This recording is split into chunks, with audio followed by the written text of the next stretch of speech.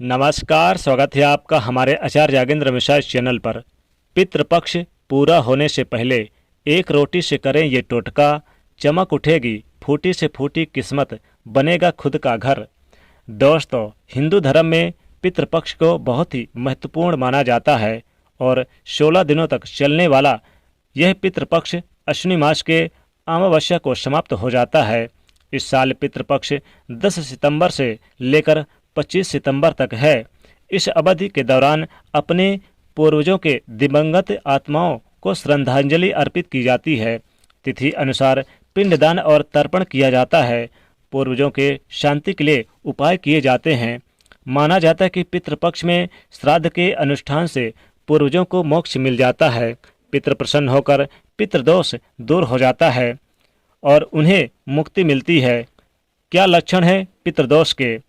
हर काम में विघ्न आना, मेहनत के बावजूद भी आपके कार्य में आपको सफलता न मिलना, हर कार्य में नुकसान होना और आए दिन बीमार रहना, घर के सदस्यों को बार बार दुर्घटनाओं का सामना करना, घर का मुखिया को परेशानी होना, लड़ाई झगड़े कलह क्लेश होना, ये सभी आपके पितृ आपसे नाराज होने के लक्षण हैं। अगर आपकी शादी में बाधाएं आ रही है या शादी के बाद बनते बनते कार्य बिगड़ जा रहे हैं, आपके जो संबंध है वो अच्छे नहीं है पति पत्नी के बीच, या वैवाहिक जीवन में बेवजह कई तरह की यानी कि दिक्कतों का सामना करना पड़ता है, तो ये पितृदोष हो सकता है। पितृदोष के लक्षण हैं।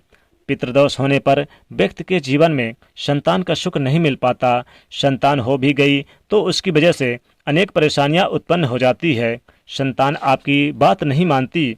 पितृ वो देवता हैं जिनकी कृपा हमारे घर परिवार पर बरस जाए तो जीवन की सारी बाधाएं शीघ्र ही शीघ्र दूर हो जाती है।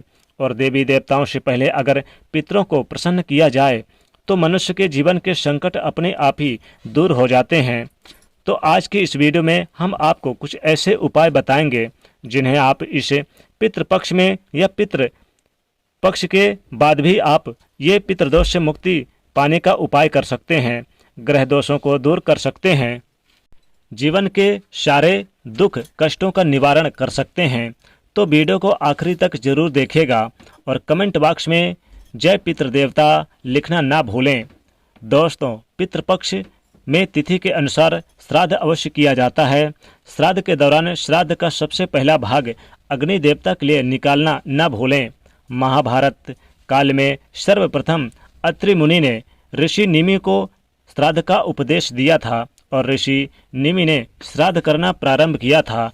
कहा जाता कि इसके बाद महर्षियों और लोगों के द्वारा वर्षों तक पितरों को श्राद्ध के रूप में भोजन दिया जा रहा था। इससे पितृ पूर्ण रूप से तृप्त हो गए, लेकिन लगातार श्राद्ध के भोजन से पितरों को पाचन की समस्या हो गई।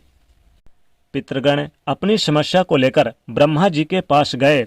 इस रोग से मुक्ति पाने के लिए ब्रह्मा जी से प्रार्थना करने लगे। ब्रह्मा जी ने कहा कि अग्नि देवता के पास जाओ। तो सभी पितृगण अग्नि देवता से पितरों के इस समस्या को दूर करने के लिए उनके साथ भोजन करने का वरदान दिया, जिससे पितरों को अजीर्ण यानी कि रोग से मुक्ति मिल गई। तब से श्राद्ध करने से पहले अग्नि देवता को सबसे पहले श्राद्ध का भाग दिया जाने की परंपरा शुरू हुई। आज हम पितृपक्ष में करने हेतु कुछ खास उपाय बताएंगे जो आपको रोटी से करने हैं। तो कोई विशेष सामग्री आपको नहीं लानी है। रोटी से तो हर घर में यानी रोटी तो हर घर में रोज बनती है, तो इनसे कोई भी उपाय करें और फिर देखें कैसे चमत्कारिक रूप से एक रोटी आपकी किस्मत बदल सकती है। ये सब उपाय हमें तब याद आते हैं जब हमें जीवन में मुश्किलों का सामना करना पड़ता है, हमें असफलताओं का सामना करना पड़ता है, हमारे काम नहीं बनते और फिर उस समय अपनी किस्मत का दोष देने लगते हैं। लेकिन पितृपक्ष एक ऐसा समय है जब आप अपनी किस्मत को बदल सकते हैं, पितरों को तृप्त करके उन्हें प्रसन्न करके। दोस्तों, पितृपक्ष में दान का बड़ा महत्व है। आप जरूरतमंदों को यथायोग्य दान पितरों के निमित्त कर सकते हैं, लेकिन खासकर रोटी का दान अत्यंत चमत्कारी माना जाता है। रोटी का खाने में जितना महत्व है उतना ही ज्योतिष में भी है। अगर आपको लग रहा है कि किस्मत आपका साथ नहीं दे रही, तो इस पितृपक्ष के दरमियान ये उपाय अवश्य करें। अगर पितृपक्ष में ये संभव नहीं हो पाता तो आप किसी भी अमावस्या या ग्रहण के दौरान ये उपाय कर सकते हैं। आगे बढ़ने से पहले आपसे रिक्वेस्ट करते हैं, वीडियो को लाइक करिएगा, दोस्तों को शेयर कर दीजिएगा और चैनल को सब्सक्राइब करके इस बेल आइकन को दबा दीजिएगा। दोस्तों, घर में रोटी बनाते समय पहली रोटी गाय के लिए बनाएं। आसपास गाय नहीं मिलती तो आपके घर में काम वाली आए या किसी गरीब को इस रोटी का दान करें। पहली रोटी किसी दूसरे को ही खिलानी चाहिए। आखिरी रोटी आपको कुत्ते को खिलानी चाहिए। इससे ग्रह दोष यानी उत्पन्न नहीं होते, घर में कलेश कलह नहीं होते। शनि राहु केतु जैसे ग्रहों का दुष्प्रभाव रात में बनी आखिरी रोटी को कुत्ते को खिलाने से दूर हो जाता है। इस रोटी पर थोड़ा सा 1 बूंद सरसों का तेल लगाएं। मीठा तेल ना लगाएं और काले कुत्ते मिलें तो अच्छी बात है, अन्यथा किसी और कुत्ते को इसे खिला दें। अब एक विशेष उपाय, पितृपक्ष में जिस दिन आप श्राद्ध करने वाले या फिर सर्व पितृ अमावस्या, आप इस उपाय को करें। संभव ना हो तो किसी भी अमावस्या पर इसे करें। घर में भोजन बने तो सबसे पहले वाली रोटी अलग निकाल लें। इस रोटी को थोड़ी बड़ी बनाएं जिससे कि इसके आसानी से आप 4 टुकड़े कर सकें। रोटी के समान 4 टुकड़े कर लें। इन 4 टुकड़े में थोड़ी सी मीठी चीज़ रख दें, मिठाई, शक्कर, मिश्री, खीर या गुड़ रख दें। ये उपाय आपको अकेले में करना है। ध्यान रखें, ये करते समय उपाय आपको कोई देखे नहीं। आप रोटी का पहला टुकड़ा ले जाकर गाय को खिला दें। गाय नहीं मिलती तो किसी गरीब व्यक्ति को खिला सकते हैं। इस समय भगवान से प्रार्थना करें, भगवान मेरी समस्याओं का निवारण जल्दी से जल्दी हो जाए, मेरी सभी मनोकामनाएं पूर्ण हो जाएं। दोस्तों, गाय का सिर्फ धार्मिक ही नहीं बल्कि ज्योतिष में भी बड़ा महत्व है। 9 ग्रहों की शांति के लिए गाय की पूजा विशेष रूप से लाभदायी है। गाय में 33 कोटि देवी देवताओं का तथा पितरों का वास माना जाता है।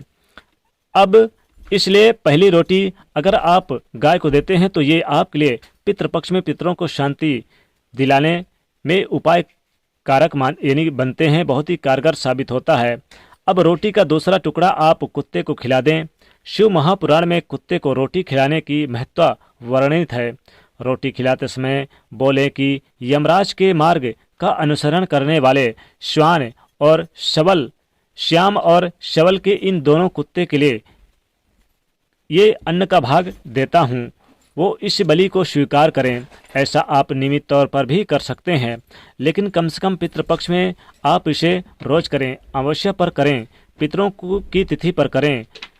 इसे कुकुर बलि भी कहते हैं। फिर रोटी के तीसरे भाग को आप कौवे को खिलाना ना भूलें, कौवे को दे दें। यानी कि तीसरा भाग जो रोटी का बचा है उसमें भी आप थोड़ा सा सरसों का तेल लगा के, थोड़े से काले तिल हो तो संभव लगा दें और आप कौवे को दे दें। साथ ही साथ चौथा भाग आप चींटियों को भी दे सकते हैं, या फिर अगर चींटियाँ नहीं मिलती तो आप ब्राह्मणों को खिलाएं। यानी कोई ब्राह्मण, क्योंकि हमारे जो पितृ देवता हैं वो इन्हीं रूपे में आते हैं, गाय, कुत्ते, कौवे और ब्राह्मण के रूप में हमारे पितृ देवता आते हैं। तो इसलिए यह रोटी का उपाय अगर आप पितृपक्ष के दौरान करते हैं तो आपकी चमक जाएगी किस्मत और आपका घर द्वार भी बन जाएगा। अगर आपका घर नहीं बना और घर बनाने की मनोकामना है, आप चाहते कि फटाफट मेरा घर बन जाए और धन संपत्ति घर में फटाफट आ जाए, तो पितरों को प्रसन्न करना बेहद जरूरी है। तो फिर पितृपक्ष से पहले ही आप ये एक उपाय जरूर करें। एक रोटी ले लें, एक रोटी में आप थोड़े से काले तिल लगा दें, इसमें सरसों का तेल लगा दें। फिर आप क्या करें, अपनी मनोकामना बोलें, चाहे घर की मनोकामना हो, नौकरी, बिजनेस, व्यापार, कारोबार की मनोकामना हो, और आप इस रोटी को मोड़ लें। और मोड़ने के बाद आप क्या करें कि अगर आपके दरवाजे पर सबसे पहले अगर गाय आ जाए तो गाय को खिला दें, या कुत्ता है तो कुत्ते को खिला दें, या फिर कौवा है तो कौवे को खिला दें, या फिर कोई ब्राह्मण आ जाए तो ब्राह्मण को खिला दें। ध्यान रखिए, इनमें से कोई भी जो पहले आए उसे इस रोटी को जरूर खिला दें। और अगर नहीं आते आपके द्वार पर, सवाल उठता है कि अगर आपके द्वार पर नहीं आते तब क्या करेंगे, तो इस रोटी को आप ले जाकर जब आप जाएंगे अपने घर से बाहर, तो जो पहले मिल जाए, गाय, कुत्ते, कौवे, ब्राह्मण जो मिल जाए उसी को आप दे दें। दोस्तों, नया से नया घर बन जाएगा, नौकरी लग जाएगी, व्यापार चलेगा, हर कार्य में बाधाएं जो थी वो भी परेशानी दूर हो जाएंगी। तो आपको ये उपाय जरूर कर लेने चाहिए। दोस्तों, आशा करते हैं कि वीडियो आपको बहुत पसंद आई होगी। बहुत पसंद आई है तो एक लाइक तो बनता है, ज़्यादा से ज़्यादा इस वीडियो को शेयर करिएगा और कमेंट में ज़रूर लिखिएगा जय माता दी, जय पितृदेवाय। और साथ ही चैनल को सब्सक्राइब करें और इसे बेल आइकन को प्रेस जरूर करें। जय माँ लक्ष्मी।